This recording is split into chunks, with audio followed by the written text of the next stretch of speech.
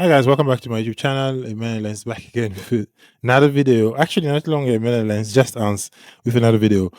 Subscribe before we go any further. We're trying to build the channel. Thank you for the subscribers so far. Let's grow the channel a bit more. So the Sony released a new camera. These or two new cameras actually. There's the camcorder that they released, and there's the compact tiny camera that they've released. The RX100 Mark III. I think, yeah, the RX1 Mark III, and it's a very compelling camera, very good overall. But the one sticking point is just the price. The price of that camera is just making. I just want to talk about the price. I'm not even going to talk about the spec or anything because Sony, we know so far, I think they are crashing the market. They have some of the best cameras and some of the best lenses as well. But the price of the camera that they've released recently, the last camera they've released, is just insane. Hey, let's just say it. The price, that price is insane. It doesn't make it justifiable, not anywhere, anyhow. I know they want to go for Leica. They priced it like a Leica, to be honest. That's priced like a Leica.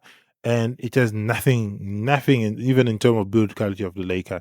Those who have reviewed or those who have had the chance to have that camera in hands can tell you about it. You can check the review from Cam Mackey, as well as I think Terry Wolfid on YouTube. They have spoken extensively about the camera.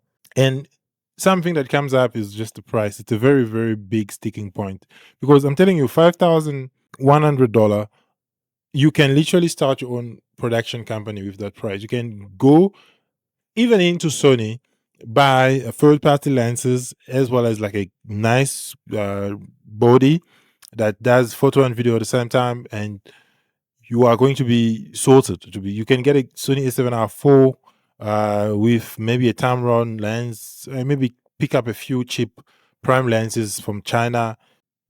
You can even get a second body, maybe a Sony A60-700. So you will be kind of sorted, two bodies, a few tiny lenses, you're pretty much good. Instead of banging 5,100 on one body with a fixed lens, which will definitely be very limiting. Tiny battery. Sony, what were you thinking? Pricing. What is the issue with the pricing for that camera, to be honest? The issue stems from the fact that it's this tariff. And this Trump tariff, guys, I'm telling you, it has messed up me. And a lot of companies, some companies are taking advantage of that.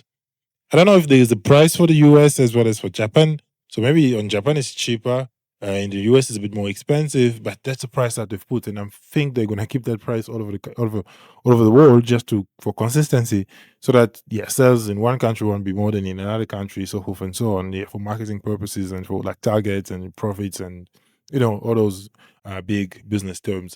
So that is definitely something that very, very intriguing and very surprising, because that camera, I think, it should be $3,000, $3,500, or something like that. That would be acceptable, because if you consider that the last one, the Sony RX1 Mark II that came out, was below $3,000. It was $2,500 if I'm not mistaken. Consider the inflation today, it's going to be like $3,200. What has changed much, because the sensor that they're putting in the Sony RX1 Mark III is a sensor that Sony already has. That's been developed for so long. There is no lot of market research. The lens is pretty much the same that was in the Mark II. They used the same lens in the Mark III. So it's true that they've added a few more. And the funny thing is that the screen is a fixed screen. This is Fuji X1 that came out in 2012, if I'm not mistaken. It has a better screen in terms of ergonomic. It has a better screen that camera that cost, I don't know how much time more. Now you can't justify that price. That price doesn't make sense. Whatever you do, if you want to buy that camera, I wish maybe you are super rich and 5,000 is just change, spare money for you. But it doesn't really make sense that camera costs 5,000 US dollar. There is no particular innovation in that camera that will cost $5,000. Maybe they're just trying to enter a certain market, but it doesn't make sense. That's Hasselblad. That literally Hasselblad prices. You cannot tell me that camera should cost that much money. It doesn't make sense. I don't know what Sony was thinking. I don't know if people are going to buy it. I'm sure somebody would buy it, obviously. It's a fan camera.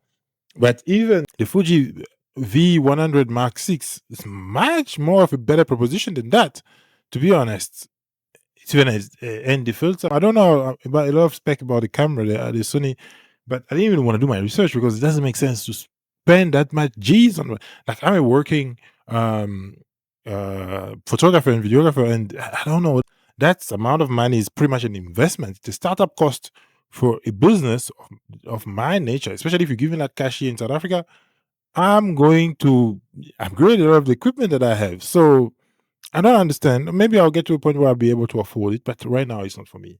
And I'm just talking for all those people that maybe are not making this video, but geez, that's a lot of money for that camera. I'll see you guys in the next one. Subscribe and peace out.